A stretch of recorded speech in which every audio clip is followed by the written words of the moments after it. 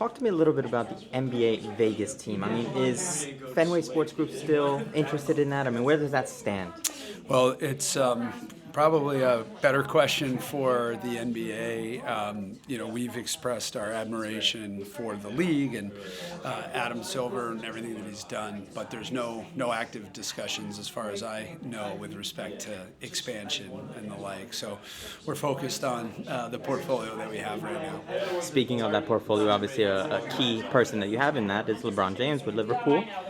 When that day comes and he, decides to retire, has there already been discussions to get him more actively involved in his, vested interest that he has? Yeah, LeBron is an extraordinary business person in his own right, and I think whether it's team ownership or running a business or who knows, maybe politics, who knows what's ahead for LeBron, but I can tell you from working with him and Maverick Carter for the last 15 years, it'll be a bright future ahead on the business front for LeBron, whatever he decides to do.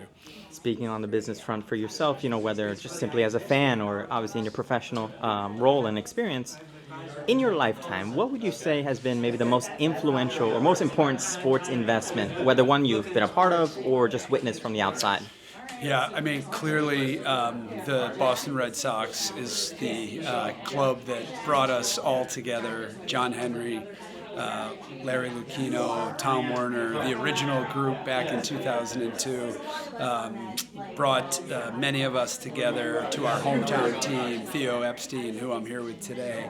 And I grew up just about a mile from Fenway, so we were lucky in our late 20s to come back home. We were with the San Diego Padres organization, and that was driven 100% by John and by Tom and their vision to save Fenway Park, to win World Series for New Englanders, and it's still at the top of the list for me in terms of the day job, but also the most emotional investment that we've made. I could only imagine. And speaking obviously of those premier investments that everybody knows about, Boston, Liverpool, to name a few, I'm curious, for those who maybe don't know, whether it's your own personal investments or obviously in the professional role that you're in, what's maybe an investment that people just don't know you're actually invested in?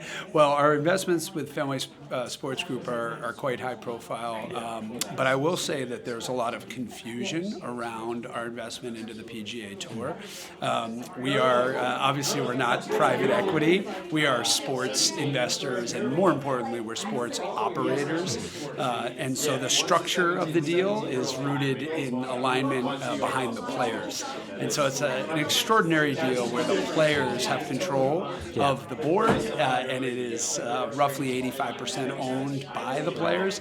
Very unique for North American sports, let alone global sports. So that's probably the least well-known element within Fenway Sports Group.